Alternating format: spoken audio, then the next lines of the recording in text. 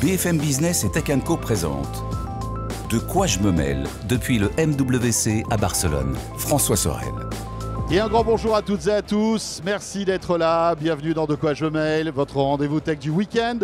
Très heureux de vous retrouver, bien sûr. Et vous l'avez remarqué si vous êtes avec nous en vidéo et peut-être même en audio parce qu'il y a un peu de bruit quand même, un peu de brouhaha. Nous sommes ici à Barcelone à l'occasion du Mobile World Congress édition 2024.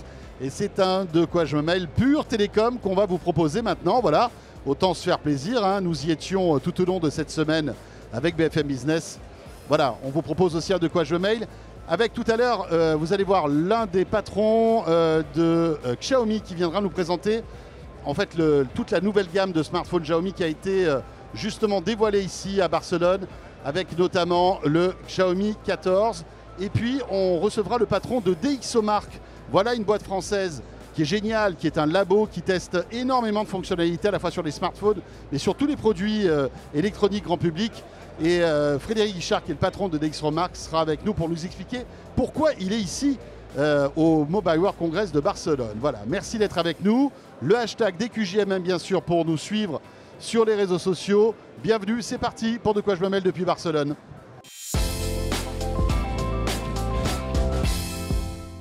Et évidemment, le début de quoi je me mêle, la première partie en tous les cas, vous le savez, elle est toujours dédiée à l'actu. Et l'actu, donc le club de la presse IT, c'est avec Melinda d'Avançoula. Salut Melinda. Salut François. Comment ça va? Hola, que tal? Hola, que tal, comme on dit ici. Oui, parce qu'en fait, on est complètement pas bilingue. Enfin, moi perso, toi tu parles bien, je crois, espagnol. Je comprends mieux tu que je ne le parle. Voilà. C'est pour ça qu'on va faire ce De quoi je me mêle en français, ça sera plus facile pour tout le monde. Melinda, qui est journaliste, vous le savez, à la rédaction de Tech & Co, qui a fait le déplacement ici, au Mobile World Congress. Vous pouvez retrouver, évidemment, toutes les trouvailles de Melinda sur le site de Tech & Co, bien sûr, sur la plateforme, à l'écrit, en vidéo, bien sûr. Et tu vas nous faire un petit résumé, là, de tout ce que tu as pu voir. De mes premières pérégrinations. De tes premières pérégrinations. Même, dans ce salon. Voilà. Alors, ça ne change pas, salon de la téléphonie, donc forcément, on a beaucoup de smartphones. Beaucoup de smartphones. On va autant que d'habitude, tu trouves ou pas? Alors, c'est différent parce qu'on sait que depuis quelques années, les gros, les gros fabricants, les gros constructeurs ont tendance à déserter le salon. On n'a plus Sony, on n'a plus Samsung, a déjà fait sa conférence pour présenter ses Galaxy S24. Alors ils sont présents, il y a un stand, hein, Samsung. Voilà, évidemment. Mais ils sont là aussi presque avec leur catégorie Galaxy A. Tu sais, toute ce milieu de gamme qui est vraiment les smartphones qui se vendent le mieux chez eux. Donc c'est souvent ces modèles-là qu'ils exposent ici. Mais au niveau des grandes conférences, on n'en a eu que deux. Donc Xiaomi, comme tu l'as annoncé, tu vas en reparler après, et Honor. Et c'est vrai que à une époque, il y avait Huawei, il y avait plein de gens.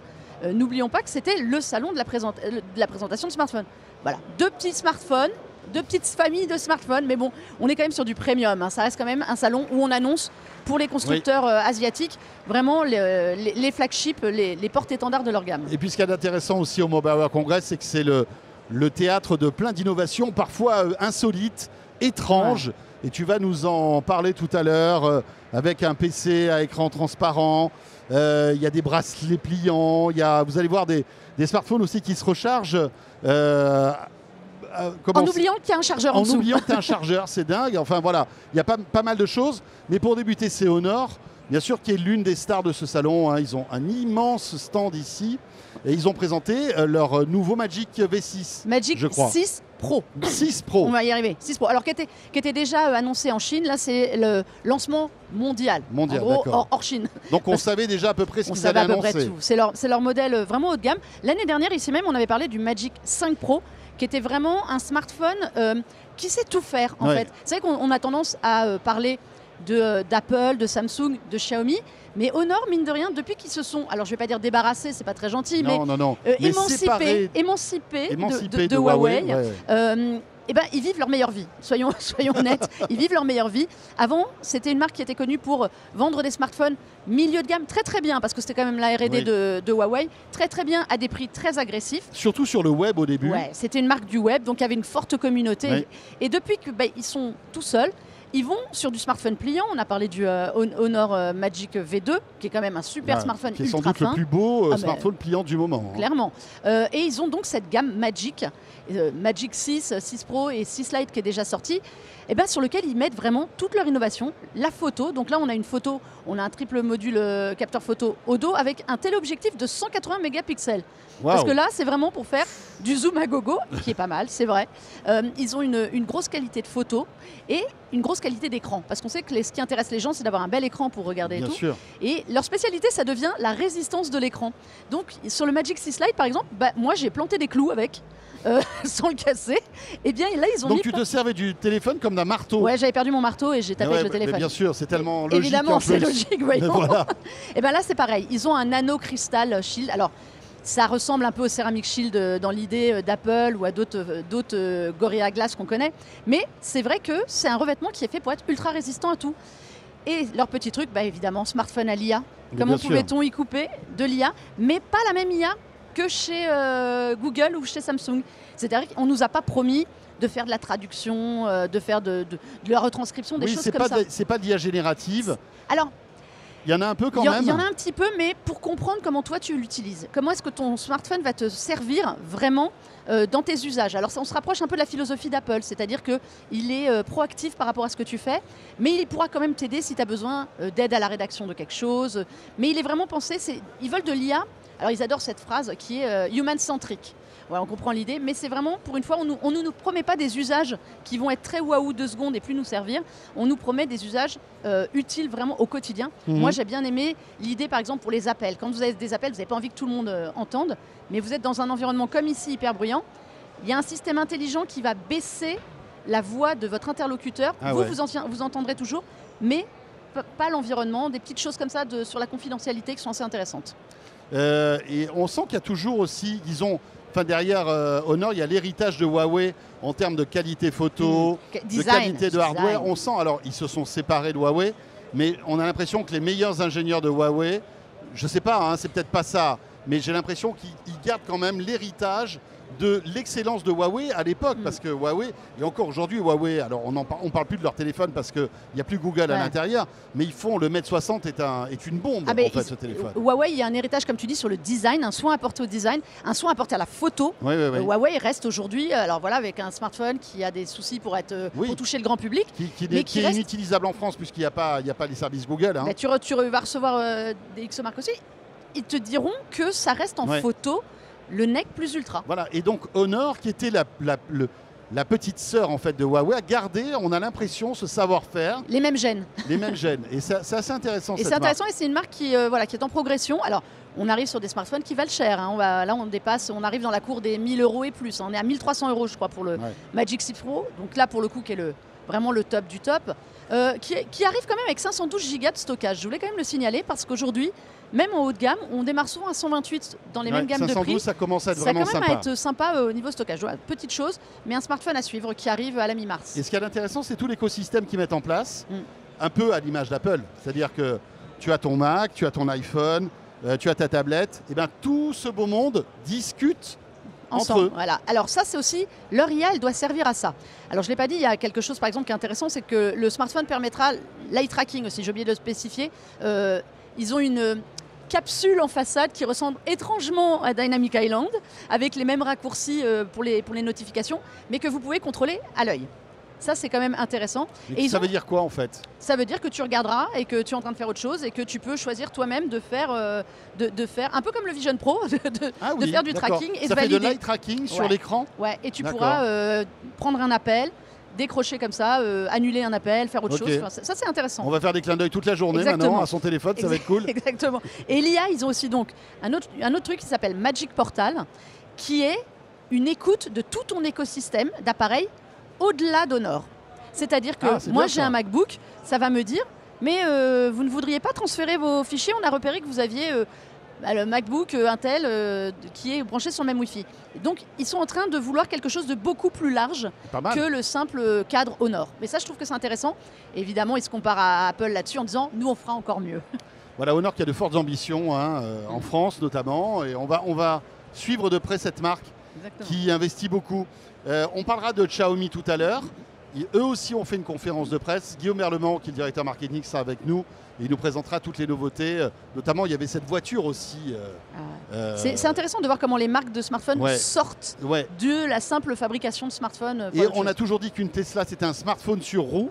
Et bien finalement, maintenant... Les smartphones se mettent des roues pour de vrai. Les smartphones, on leur met des roues. Et on parlera tout à l'heure, entre autres, de la nouvelle voiture Xiaomi. Intéressant aussi, Samsung, donc, qui a présenté son Galaxy S24 il y a quelques semaines de cela, est présent, mais on dit un petit peu plus sur un objet qui attise notre curiosité. C'est la bague connectée Samsung. Ouais, et ben c'est marrant parce que ils l'ont annoncé, ils l'ont pas vraiment annoncé. Enfin, on l'avait vu. Ouais, il y avait un teasing. On avait juste vu une image. Mystérieux. Et en fait, leur véritable annonce ici, c'est de la montrer. Donc moi, je l'ai vue ce matin. Okay. Alors, on ne peut pas la tester encore, mais je l'ai vue. Donc elle arrive en 3 coloris différentes. Donc vous aurez le choix de la voir en noir, argent ou or. Il y a 9 tailles, en effet, de bagues pour s'adapter à chacun. Ben oui. Elle s'appelle vraiment Galaxy Ring, ce dont on n'était pas sûr, parce que tout le monde l'appelait Galaxy Ring, mais j'ai pas le souvenir au NPAC, par exemple, qu'ils avaient donné vraiment son nom. Là, elle s'appelle Galaxy Ring. Elle arrivera au second semestre, donc c'est quand même demain. Elle sert pour la santé et le bien-être. Est-ce qu'on sait ce qu'elle va faire ou pas? Eh bien, à moitié, honnêtement.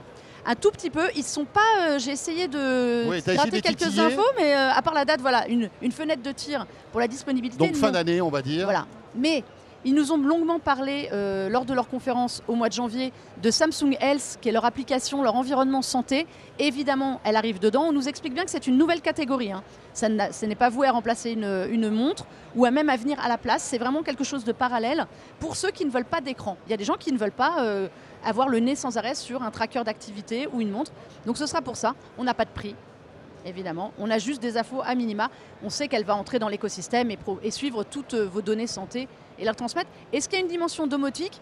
Alors on ne me dit pas oui, on ne me dit pas non. Donc on verra si on peut piloter sa maison de sa bague ou pas. Voilà, encore un nouveau secteur qui est investi par Samsung, la bague connectée. Alors qu'on entend des rumeurs comme quoi Apple pourrait aussi travailler là-dessus.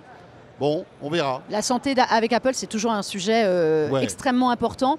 Et là, ils misent beaucoup sur leurs montres pour multiples facultés. Mais il y a plein de gens qui n'aiment pas avoir des montres et qui accepteraient peut-être plus facilement d'avoir une bague. Samsung mise en tout cas là-dessus, en se disant, voilà, si vous ne voulez pas d'écran, nous on est là quand même pour votre suivi santé. Ouais, et puis on peut imaginer que l'autonomie sera plus longue, etc. Parce qu'il n'y a pas d'écran, on verra. Mais en tout cas, on en reparlera quand ça sortira. Autre nouveauté que tu as vue un peu étonnante, c'est Lenovo. Oui, alors... Un Mobile World Congress sans une innovation, un prototype Lenovo, c'est pas vraiment un Mobile World Congress. Hein, on avait eu l'année dernière les PC, tu sais, avec cet écran qui s'étirait, les smartphones avec. Alors ils sont avec Motorola, donc ça va souvent de pair, mais ils aiment bien montrer qu'ils ont une R&D qui fonctionne très très bien. Mais bien sûr. Ouais. Donc là cette année, c'est un PC transparent, mais vraiment transparent. C'est-à-dire c'est pas juste un effet. Alors il n'y a pas le côté clavier n'est pas transparent en revanche, mais c'est un peu un ThinkBook, tu sais, de Lenovo, cette marque qui cartonne. C'est-à-dire que toi, ton ordi, là, ton écran, là je verrai à travers. Te voir au travers. Ah mais je mets ma main comme ça et je vois ma main à travers. Alors la grande question, c'est à quoi ça sert? C'est la question que j'allais te poser, Mélinda. À quoi ça sert? Alors l'écran est de super. Alors je voudrais quand même dire un truc qui m'a bluffé. L'écran est de super qualité. C'est vrai. C'est un écran micro LED. Et franchement, hyper quali. Quand on passe la souris, parce que passer une souris sur un écran transparent, on se dit, mais en fait, je clique où? Eh bien, non, on la voit bien. On la voit bien, d'accord. Tu sais, il y a ce côté, on avait parlé des télés transparentes au mois de janvier de Samsung et LG. Et LG, ouais. Et bien, ça fait un peu ça. C'est-à-dire qu'il y a une espèce d'évidence de ce qui est en surimpression sur le vide. Ben là, c'est pareil. En fait, on va cliquer naturellement. Sauf que si tu mets un pot de fleurs derrière l'écran, je le vois. Intérêt. Eux disent, ils ont prévu d'avoir une petite caméra qui se mettra sur le bas du PC côté extérieur pour pouvoir capter une image et donc te la reproduire sur l'écran ou que toi, si tu as envie de dessiner, tu as ta forme de ce qui se trouve derrière. Mais ils jouent vraiment sur la transparence, pas forcément en gadget, avec une utilité tu mets un élément dans ton décor. Alors c'est un proto, il n'y a pas de date de sortie, il n'y a pas de prix. On ne sait même pas si ça sortira en fait. Non, c'est une démonstration technique pour dire, voilà, nous ça on sait le faire. On verra à quoi ça sert. Mais c'est amusant comme il y a des espèces d'innovations qui arrivent et qui inondent le marché. On l'avait vu, tu as raison, au CES avec LG et Samsung qui ont présenté leur écran transparent. Là, c'est Lenovo. En fait, on a l'impression que les ingénieurs ont trouvé le truc, ils ont trouvé un système pour faire des écrans transparents. Et maintenant, voilà. Ça va popper partout. Ça popper partout. Mais bon, la question, comme tu le disais, est-ce que ça a un vrai intérêt? Si c'est juste pour faire joli, en fait, ça fait cher. Voilà, c'est ça. Ça fait cher. Après, c'est très joli. Les télés transparentes, c'est très joli. Un PC avec un écran transparent, c'est très joli. En plus, tu peux prendre un stylet et écrire sur ton côté clavier. Alors, le clavier est numérique. C'est pas un clavier à touche, c'est comme un clavier tactile. Ah d'accord. Et donc soudainement, ça peut se transformer en table de dessin. Donc, tu vas voir ce que tu dessines sur ton écran. Il y a plein de petits usages, mais c'est comme toujours. Il faudra vraiment voir ce qu'on peut en faire. Mais en tout cas, c'est assez waouh. Voilà, donc c'est Lenovo qui a présenté ça. Allez, on enchaîne avec autre chose. C'est Motorola. Motorola qui, tout comme Lenovo, d'ailleurs, Lenovo a racheté Motorola, hein, rappelons-le. Hein, je veux dire, la branche exactement. mobile de Motorola, elle appartient à Lenovo, au géant chinois. Et bien là aussi, Motorola présentait un concept de bracelet. Alors, oui, c'est assez drôle. En gros, prenez votre smartphone et enroulez-le-vous autour du poignet. On va pas s'enrouler dans le Je ne t'enroule pas toi. smartphone. Tu enroules le smartphone. Alors, c'est assez étrange parce que c'est quand même grand. C'est quand même grand. Et il y a quelques années, on avait vu un concept qui était en format montre, un peu, tu sais. C'était un écran très très fin qui prenait la forme d'une montre. Là, c'est assumé.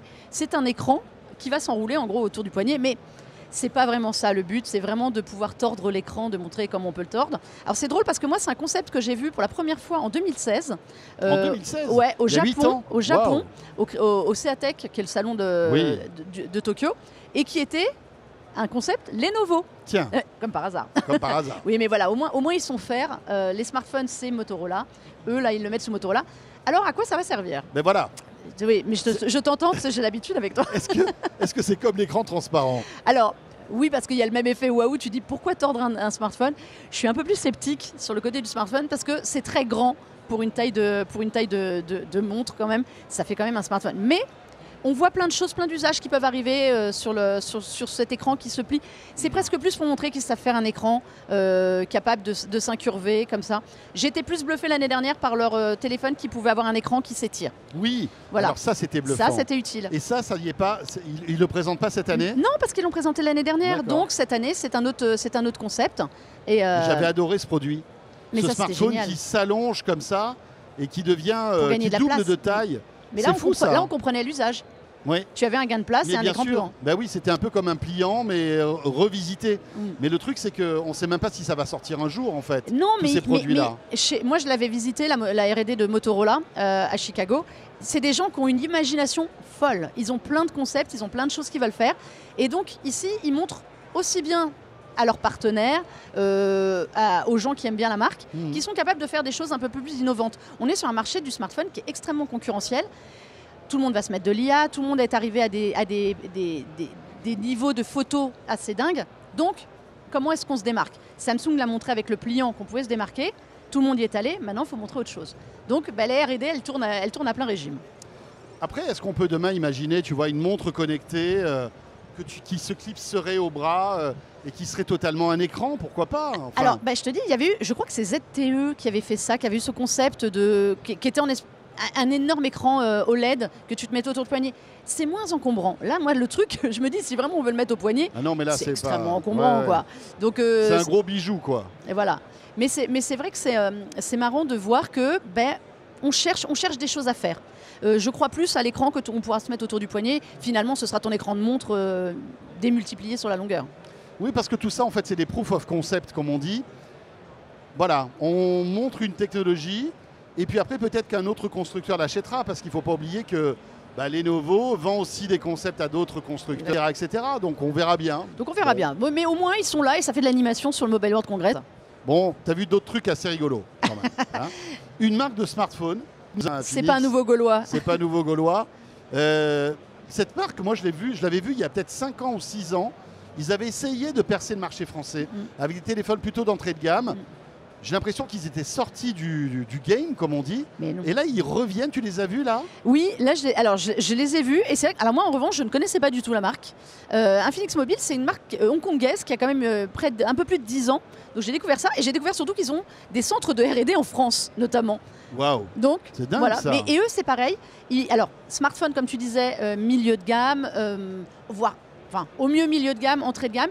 Ils sont très forts en fait en Amérique latine, au Maroc, dans des endroits comme ça, en Asie, mais c'est vrai, pas chez nous. Ça fait partie de ces marques qu'on voit de temps en temps apparaître, mais qu'on ne connaît pas nous. C'est-à-dire qu'en France et en Europe, le marché est tellement encombré qu'ils vont plutôt vers les pays du Maghreb, où là, il y a une possibilité de vente. Mais c'est ça. Et donc là, moi, je les ai vus sur 2 innovations qui sont intéressantes. Alors, ils essayaient de faire du gaming en Amérique latine. Alors, nous, on n'aura pas leur smartphone gaming. En revanche, j'ai vu un smartphone très drôle avec un dos qui change de couleur. Donc, alors, il faut qu'il soit à la lumière, mais c'est une technologie e-ink, un peu comme les liseuses. Et ça s'anime, ça change de couleur, on peut choisir un motif. Et à terme, ils veulent même carrément être capables de proposer du texte, proposer des choses. Ça. Donc c'est très très drôle et ça donnait un style un peu différent, un peu sympa. Ouais. Tu as fait des petites vidéos d'ailleurs à retrouver sur les réseaux sociaux de Tech & Co, tout ça, bien sûr. Ça, c'est la première innovation. Bon, après, à quoi ça sert? C'est que du design. C'est du fun. Voilà, c'est du fun, etc. On ne sait même pas si ça sortira en France en plus. Non, a priori, non. Ça fait partie des petites nouveautés qu'on croise au Mobile World Congress et on se dit, c'est marrant. Et puis peut-être qu'on le reverra un jour, on ne sait pas. Et autre innovation signée Infinix, là qui a un peu plus de sens, on va dire, c'est une charge sans fil. Ouais, mais ça, charge sans fil, ok. Mais charge sans fil complètement aérienne. Voilà. Et alors, ça, souvenez-vous, on en avait entendu. C'est pas d'induction. Alors, je pose pas le téléphone sur quelque chose. Tu peux. Oui. Tu peux le poser. En fait, c'est une énorme plaque. On a vu, c'est une énorme plaque comme un gros chargeur.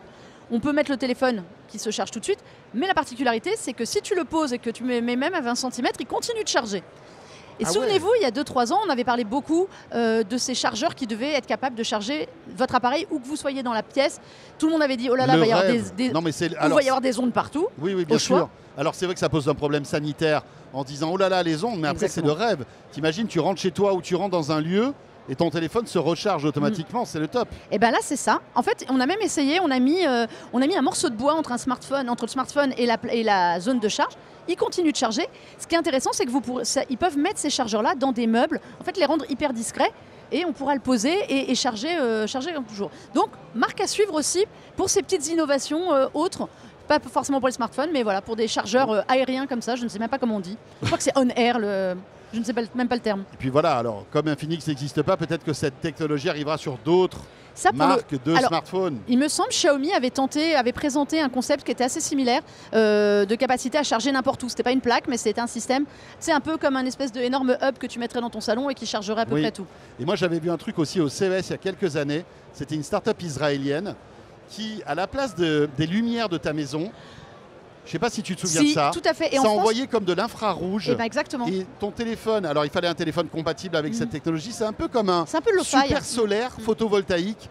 Et en fait, la lumière envoyait en même temps de l'énergie électrique. Et tu posais ton téléphone sous le halo de lumière et il se rechargeait. Ça me dit quelque chose. Et je trouvais ça totalement bluffant. Je me demande si c'est pas le CEA en France qui travaille sur une technologie assez similaire. Sans doute. En fait, il y a plein de choses là-dessus. On essaie de casser la barrière entre l'énergie, les fils, etc., etc. Mais c'est vrai qu'après, il y a toutes les questions sanitaires. Et toutes les inquiétudes à avoir. Il ne faudrait pas qu'on se recharge aussi nous-mêmes. On pèterait la forme toute la journée. Ouais, je ne sais pas si ça durait longtemps. Autre petite innovation que tu as vue, tu as fait des hologrammes. Alors en fait, c'est un peu bizarre. Distance. J'ai fait sans doute l'interview la plus étrange que j'ai faite sur ce salon. C'est-à-dire que j'ai interviewé une boîte blanche. Une boîte blanche et noire, dans laquelle il y avait quelqu'un et qui était en fait aux Pays-Bas. Et je faisais l'interview avec lui. Et alors on se dit, on peut faire ça en visio, c'est vrai. Et bien imaginez que c'est de la visio vraiment avec zéro latence. C'est-à-dire c'est comme si toi, je t'avais mis derrière une vitre. J'étais dans une boîte. Et que je faisais l'interview avec toi, sauf que tu serais à des milliers de kilomètres d'ici. Alors c'est marrant, ça s'appelle HoloConnect. C'est une société donc néerlandaise. Et le patron était donc là-bas. Et ce qui était drôle, c'est que moi j'avais juste une caméra et un petit micro pour qu'il me voie. Et lui, il bougeait, donc je le voyais bouger, je voyais ses mimiques, je le voyais sourire. Mais il était grand, petit. Il était grand, il était en fait en taille réelle. En taille humaine. Ouais, et il bougeait et ça donne un effet de profondeur. Donc il y avait de la 3D aussi, c'est ça que je voulais te demander. C'est pas juste un écran. Il était transparent ou tu pouvais, par exemple, si tu étais un peu loin, même pas te rendre compte qu'il n'était pas là. Alors, il y avait un peu ce côté-là. Alors, il fallait vraiment s'approcher pour voir que c'était qu'une image quelque part. Mais l'effet rend bien. Le but, évidemment, c'est pour plus faire du retail ou faire de la visio de haut niveau. Si, par exemple, vous avez une conférence et que la personne n'a pas pu venir, vous avez l'impression qu'elle est là, et sans que ça fasse l'effet hologramme, tu sais, en fausse transparence. Donc ça c'était marrant. Mais, et ça ne nécessite pas un gros débit, finalement. Il me disait, j'avais peur qu'il faille quand même bien sûr. Un gros débit. Et non, en fait, il m'a dit qu'à partir de 10 mégabits, ça suffisait. Mais franchement, c'était intéressant dans le sens où ça ouvre plein de perspectives pour se dire dans les vitrines des magasins, dans tout ce qui va être en relationnel direct. Et c'est là où j'ai trouvé ça rigolo et surtout très très fiable. Mais ça marche comment en fait? Il y a un projecteur. Lui, il est dans un environnement blanc. Okay. Donc juste mettre, au lieu d'avoir un fond d'écran bleu ou vert, lui c'était blanc. C'est blanc. Il doit avoir une caméra un peu particulière qui permet de le capturer un peu en 3D. Ouais. Et après, via la cabine, on s'appelle. Donc il apparaît sur l'écran de la cabine que moi j'ai en face de moi. Et lui, je lui ai demandé ce qu'il voyait. Donc on voit bien que lui, il a une caméra et qu'il me voyait dans le décor. Ouais, toi, il te voit pas en hologramme en fait, il te voit en visio. Voilà, moi, il me voit en visio et lui, moi, je le voyais avec cet hologramme. Donc comme s'il y avait une vraie personne. J'ai eu peur au début, je pensais que c'était une IA. Je lui ai quand même demandé s'il n'était pas une IA. Et qui me répondait, tu sais, ça se faisait beaucoup, ça a été la mode notamment il y a quelques années. Non, c'était une vraie personne. Donc c'est marrant de se dire, j'ai cru que c'était une IA qui me parlait tellement il était réaliste. Mais ça me fait penser à cette start-up La Vitre. Mais c'est un peu la même idée. C'est un peu la même idée où tu as des grands... Alors c'est pas des hologrammes La Vitre, mais c'est des grands écrans. C'est de la projection taille humaine et qui ont une super qualité. Quand tu discutes avec la personne, tu as l'impression qu'elle est là parce que elle est à la taille humaine en fait. C'est un peu ça, sauf que c'est peut-être une bonne idée tout ça finalement. Mais après ça nécessite des installations assez lourdes dans les salles de réunion, les choses comme ça, quoi. C'est ça qui est un peu embêtant. C'est des choses qui vont être très pointues, sur des usages très pointus. Il me disait que par exemple, il pouvait enregistrer, capter toute une vidéo avec la personne et la diffuser derrière avec ça. Ah, okay. Donc tu peux faire quand même pas mal de choses intéressantes. Oui, les concerts, les spectacles, tu peux imaginer plein de choses. Donc c'est à suivre. Ce ne sera pas évidemment pour toi dans ta maison quand tu veux faire une visio, ça c'est clair. Mais voilà, c'est une petite idée retail à mon avis intéressante. Et ça s'appelle Holo Connect. Voilà. Des Suédois, tu disais? Non, néerlandais. Néerlandais, pardon. Néerlandais. Autant pour moi. Et alors, autre chose que tu as remarqué, petite vidéo aussi à retrouver sur les réseaux sociaux, c'est Clix. Et alors ça, c'est rigolo parce qu'il y a plein de gens, je ne sais pas autour de toi, mais moi j'ai plein de copains, de copines, surtout des copines, qui regrettent leur BlackBerry. Mais oui. C'est dingue. Et pourtant, BlackBerry, ça fait quoi? Ça fait 10 ans, 15 ans que ça n'existe pas. Alors, non, ça fait un peu moins que ça, parce qu'on oublie qu'ils avaient essayé de sortir encore il y a une dizaine d'années des smartphones, mais là, c'est... mais les vrais BlackBerry qu'on avait à l'époque, ça a au moins 10 ans. Enfin, voilà. Plus que ça. Plus 20... Et alors, pour tous ceux qui ont la nostalgie du BlackBerry, Mélinda arrive. J'arrive avec ma coque clavier. Ta coque clavier. Voilà. Ouh. Alors, ou comment transformer un iPhone, pour le moment, mais d'autres marques peut-être, en BlackBerry, en ajoutant un petit clavier. Alors, on l'avait entreaperçu au CES, mais il était qu'en QWERTY. Là, maintenant, il est en AZERTY. Donc, c'est mieux pour nous. Soyez rassurés. Pour nos petits doigts français. Voilà. C'est mieux. Eh bien, alors, je dis tout de suite, ça coûte un peu cher, moi je trouve, pour ce que c'est. Entre 140 et 160 $ selon votre modèle de téléphone. Oui, mais quand on aime, on ne compte pas, Mélinda. Et en couleur, tu peux l'avoir en rose, bleu, noir, ce que tu veux. Ouais. Ça marche donc pas mal. Tu glisses ton téléphone dedans. Ton iPhone dedans. Ok. Donc ça fait coque aussi. Ça fait complètement coque. Tu le rechargeras. En fait, tu rechargeras la coque après. Et là, soudainement, ton clavier devient efficace. Donc pour n'importe quoi, des SMS, naviguer sur Internet, écrire des mots, ça marche super bien. Tu as même des raccourcis sur le clavier pour aller, par exemple, activer l'écran d'emoji. Donc les raccourcis qu'on trouve sur le clavier tactile, en fait, sont mis aussi sur le clavier. C'est rigolo. C'est rigolo, voilà. Et alors, évidemment, toujours ton iPhone est tactile, donc tu peux te servir des deux, j'imagine. Oui, tu peux faire les deux. Et ça s'appelle Clix. Ouais. C'est ça? Clix, c'est sorti exactement. Ce truc-là ou... C'est aux États-Unis pour le moment en précommande, mais leur site est mondial, donc faut se mettre sur la liste pour dire qu'on en veut un. Super, Mélinda. Bon, tu vas vivre ce salon, parce que pour tout vous dire, on a enregistré cette émission au tout début du salon Mobile World Congress, même si vous la regardez, vous l'écoutez à la fin de la semaine. Donc tu as encore plein de trucs à nous montrer. Et allez sur le site de Tech & Co, tu vas pas t'arrêter. Oui, non, et puis voilà, on vous suit ça d'ici comme il faut sur le site. On a encore des kilomètres et des kilomètres d'allées et de halls à parcourir. Ouais. Voilà, on a plein d'articles, on est deux de la rédaction ici. Voilà, et plein de petites curiosités. D'ailleurs, on en garde une ou deux pour notre petit module bonus. Le téléphone qui est le plus lourd du monde. Et vous dites à quoi il sert? Ben, on vous dira On va vous ça dire. dans le module bonus. Et puis aussi un téléphone qui va faire plaisir à tous ceux qui aiment le rose. Voilà. On Tout vous est- en dit tout pas est plus. dit. Voilà.